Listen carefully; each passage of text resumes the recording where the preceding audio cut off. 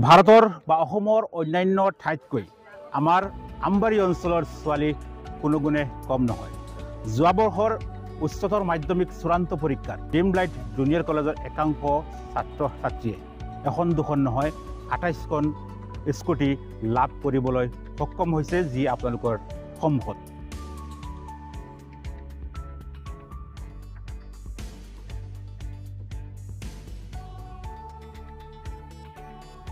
অসমীয়া খুব জনপ্ৰিয় এটা গান আছে, পেডেল মাৰি মাৰি অৱন্তী থুৰগড়লৈ। বৰ্তমান আমবাৰী যদি আপুনি আহিব লাগে তেন্তে মিনিমাম আপুনি পালচাৰ লৈ আহিব বা বেলেগ কোনো চাৰিচকীয়া গাড়ী লৈ আহিব লাগে।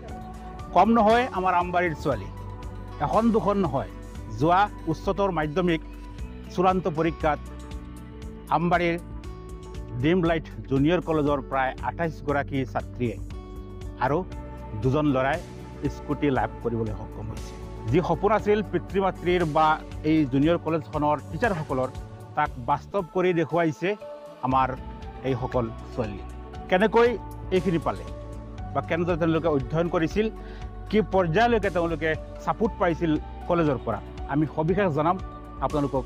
মোৰ লগত আছে বিদ্যালয়ৰ এগৰাকী সহকাৰী শিক্ষক, লগতে ফাৰুক আহমেদ ছাৰ, যিগৰাকী মেমৰ অশেষ কষ্টৰ ফলত আজি ২৮খন স্কুটি আমাৰ মাজলৈ আহিছে। কোনো সাধাৰণ কথা নহয়, বহুত ডাঙৰ এটা এচিভমেণ্ট আমাৰ কাৰণে। গতিকে সকলোৱে মেমৰ কাৰণে হাত চাপৰি দিব লাগে। আমি শুনিছোঁ মেমে ৰাতি দিন ছাত্ৰ ছাত্ৰীক ফোন কৰে, টোপনিৰ পৰা জগাই তেওঁলোকক পঢ়িবলৈ অধ্যয়ন কৰিবলৈ উৎসাহিত কৰে। কি ক'ব, আজি কেনেকুৱা অনুভৱ হৈছে আপোনাৰ?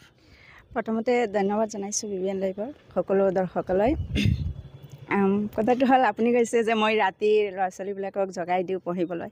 কথাটো সঁচা, মই জগাই দিওঁ, যাৰ কাৰণে আপোনালোকে নিশ্চয় ফলাফলটো সন্মুখত দেখা পাইছে।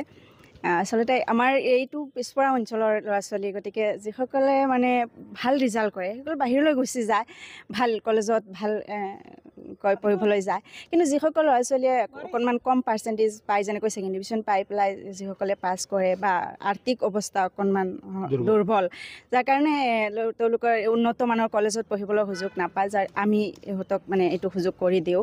আমাৰ ইয়াত কনচেশ্যনতো পঢ়াওঁ ল'ৰা ছোৱালীক, বহুত ল'ৰা ছোৱালীক।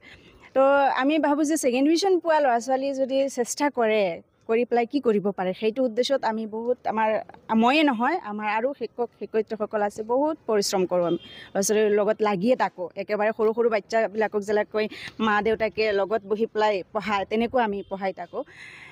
সেইকাৰণে মই ঘৰত যেতিয়া কলেজত থাকে তেতিয়াতো আমি লগত থাকোঁ, দেখা পাওঁ পঢ়িছেনে নাই। যেতিয়া ঘৰত যায় তেতিয়া আমিতো গম নাপাওঁ। সেইকাৰণে মই মাজে মাজে ফোন কৰি থাকোঁ। ডিষ্টাৰ্বো হয়, বেয়া পাইছিল।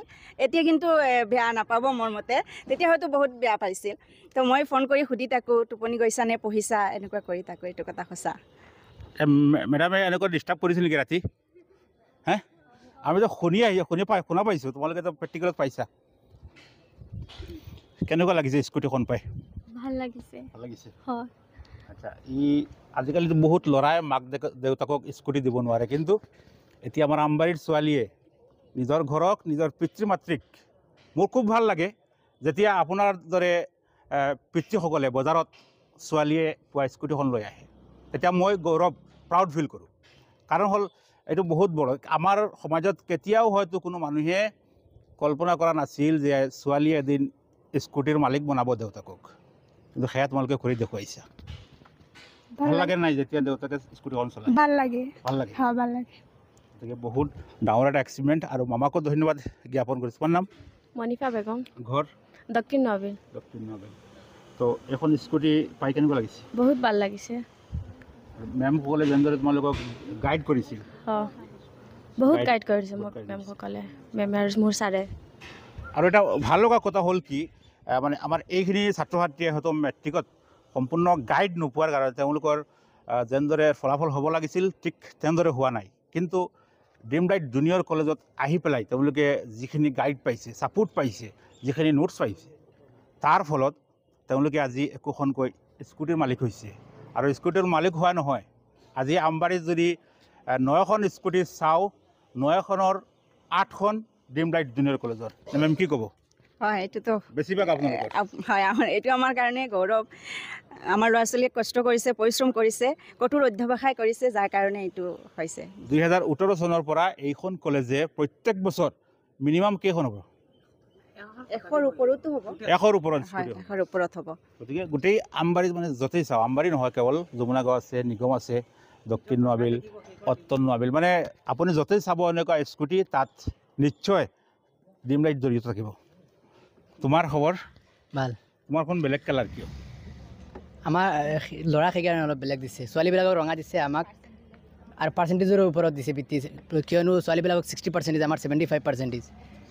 প্ৰথমে ভাবিছিলোঁ আমাক বুলেট দিব মামাই, কিন্তু মামাই একেবাৰে ছোৱালীৰ লগত একেবাৰে ইকুৱেল কৰি দিছে। সেইকাৰণে যেই নহওক স্কুটিখন পাইছোঁ, ভাল লাগিছে। আৰু মামাক ধন্যবাদো জ্ঞাপন কৰিছোঁ যে যিকেই নহওক স্কুটিখন পাইছোঁ, এতিয়া ঘূৰিব পাৰিছোঁ, য'তে যাব পাৰিছোঁ স্কুটিখন পাই। আৰু বিশেষকৈ আমি ছাৰ মেডামকো যিমানে কৈ শেষ নহয়, সেইসকলক গৌৰৱ কৰোঁ, কিয়নো তেখেতসকলে আমাক কলেজতো হওক বা ঘৰতে হওক বহুতো কষ্ট কৰিছে, আমাক সুধিছে যে পঢ়িছেনে নাই, সেইকাৰণে বহুত গাইড কৰিছে।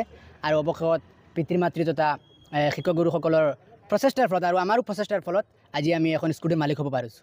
সেইকাৰণে আমি পুনৰবাৰ আমাৰ টিচাৰসকলক আৰু মোৰ পিতৃ মাতৃসকলক ধন্যবাদ জ্ঞাপন কৰিছোঁ। ভাল লাগিছে, আকৌ কংগ্ৰেচুলেশ্যন তোমাক। আৰু ভাল লাগিছে, আৰু ইয়াৰ আঁৰত নিশ্চয় ছাৰ মেডামসকলৰ মেহনত কষ্ট জড়িত হৈ আছে। আৰু এজন আছে মোৰ লগত ছাত্ৰ, তোমাৰ নাম? শ্ৰী প্ৰণৱ নমস্কাৰ। তোমাৰ ঘৰটো আমবাৰীতে? জি। তো কেনেকুৱা লাগিছে স্কুলখন পাই? ভাল লাগিছে। ভাল লাগিছে। হয়। এতিয়া বৰ্তমান ক'ত পঢ়ি আছা? মই আজি আজমল আলী কলেজত পঢ়ি আছোঁ, নীলবাগান। আৰু তুমি? দোকান পৰা লিখিছোঁ। গতিকে আমি আৰু দীঘলীয়া নকৰোঁ, আৰু যথেষ্ট ভাল লাগিছে আজি ইমানখিনি স্কুটিৰ মাজত যে আমি থিয় হৈ আছোঁ। আমাৰ আমবাৰীৰ ছাত্ৰ ছাত্ৰী এইখিনি এচিভ কৰিছে বা এইখিনি পাইছে। এটা সময় আছিল মেট্ৰিক পাছ কৰাৰ পিছত কোনেও খবৰ লোৱা নাছিল, নিজে নিজে গৈ মনে মনে ৰিজাল্ট চাই আহি ঘৰত বহি থাকিব লাগিছে। ফেইল মাৰিলেও কোনো নাজানে, ফাৰ্ষ্ট কৰিলেও নাজানে। কিন্তু আজিকালি যে এইখিনি ইমানলৈকে উন্নত হৈছে, তাৰ কাৰণে চৰকাৰক ধন্যবাদ জ্ঞাপন কৰিছোঁ। আৰু আমাৰ যে বিদ্যালয়বিলাকত লেখা পঢ়াৰ ক্ষেত্ৰত, ষ্টাডিৰ ক্ষেত্ৰত যথেষ্ট আগুৱাই গৈছে, তাৰ কাৰণেও শিক্ষক, টিচাৰ প্ৰত্যেকগৰাকী ইয়াৰ বাবে যথেষ্ট ধন্যবাদৰ পাত্ৰ।